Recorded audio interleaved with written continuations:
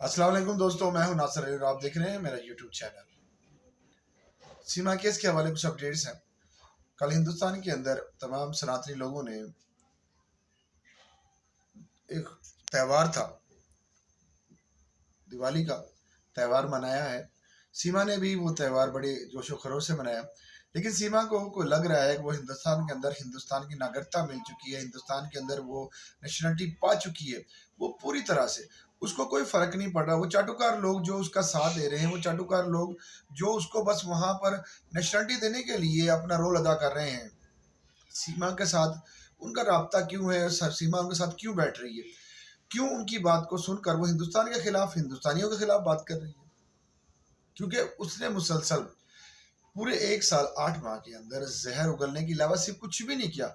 उसने हकीकत, जो हकीकत है उसके आज तक लोगों ने नहीं दिखाई, क्योंकि उसकी हकीकत थी कि हिंदुस्तान में जाना, वहां पर उसको फिल्मों में काम करने का बहुत शौक है और वो काम करने के लिए बस गई थी। वो लप्पू या मरे हुए चूहे से लव प्यार का चक्कर नहीं गई थी। वो एक झूठ फेक बातें हैं, इसके अलावा कुछ भी नहीं है। जो भी त्यौहार आता है वो हमेशा उसमें पहल करती है, जिस तरह वहां के सनातनी लोग जानते ही नहीं है। भाई सिर्फ एक ठेकेदार ये सनातनी का ठेका इसी महिला ने ले लिया है कि भाई सनातनी मजहब को दिखाना है कि जी लोगों को ये देखें, आप दिवाली का दिन आ गया, अब राखी का दिन है। यानी सनातनी लोगों को पता ही नहीं है, ये गुमराह कर रही है मुसलसल। वो अपने आप को दिखा रही है जी मुझे बेहतर मजहब के बारे में कोई नहीं जानता।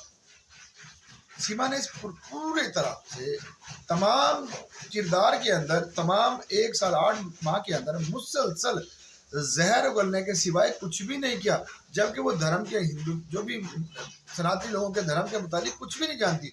उसको जो स्क्रिप्ट लिख के दिया जाता था एपी सिंह भैया की तरफ से, वही बोलती रहती। अब एपी सिंह भैया नहीं है तो अब उनको कौन दे रहा है? क्या उसको वाकई इन चीज़ों का पता था?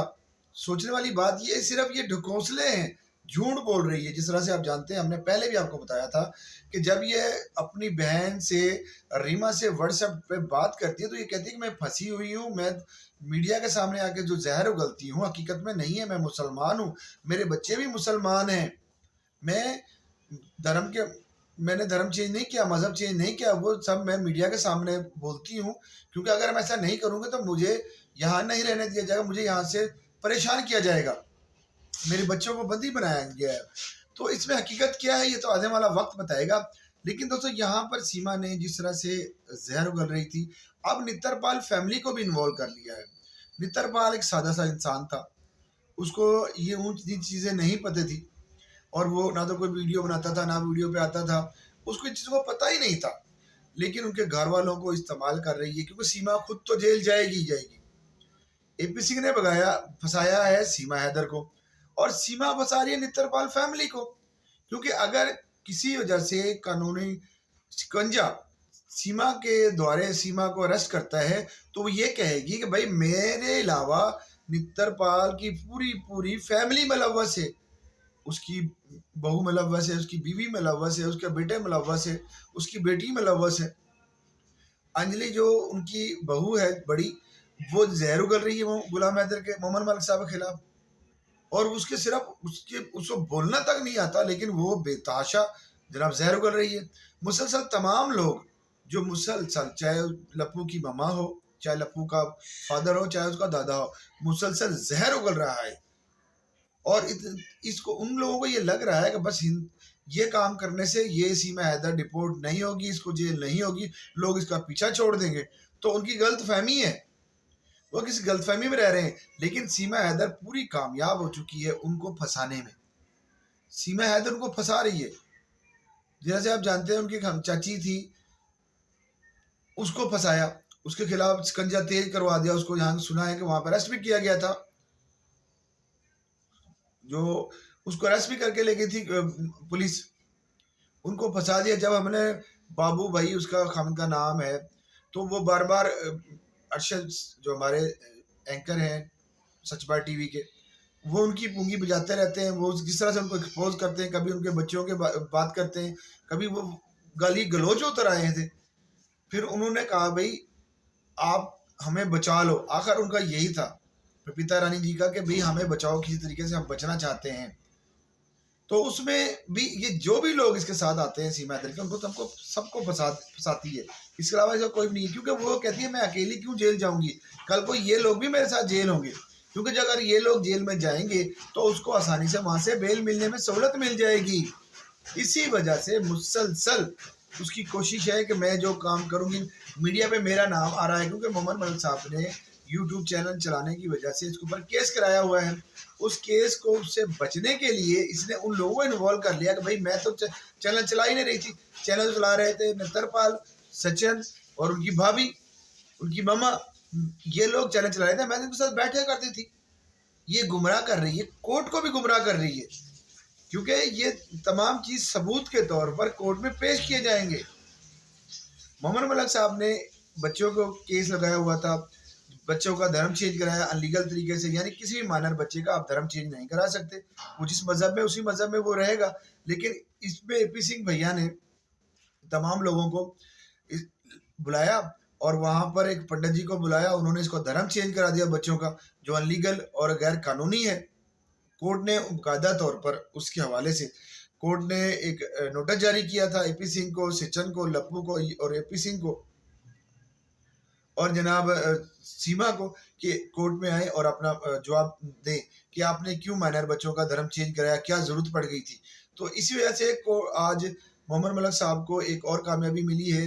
बाकायदा तौर पर पुलिस ने जहां पर सीमा हैदर को अरेस्ट किया गया था, जिस जगह पर तीनों फराकीन को अरेस्ट किया गया था, वहां से उन्होंने नोटिस मेल की है मोहम्मद मलिक साहब को कि जी आप वहाँ पर पुलिस के अंदर आएँ और अपने केस के हवाले से हमें कुछ अपडेट्स दें। हम आपको उसकी जो सहूलत कॉपीज़ है, टेस्टेड कॉपी हम आपको प्रोवाइड करते हैं कि हमारी ये कार्रवाई कहाँ तक है।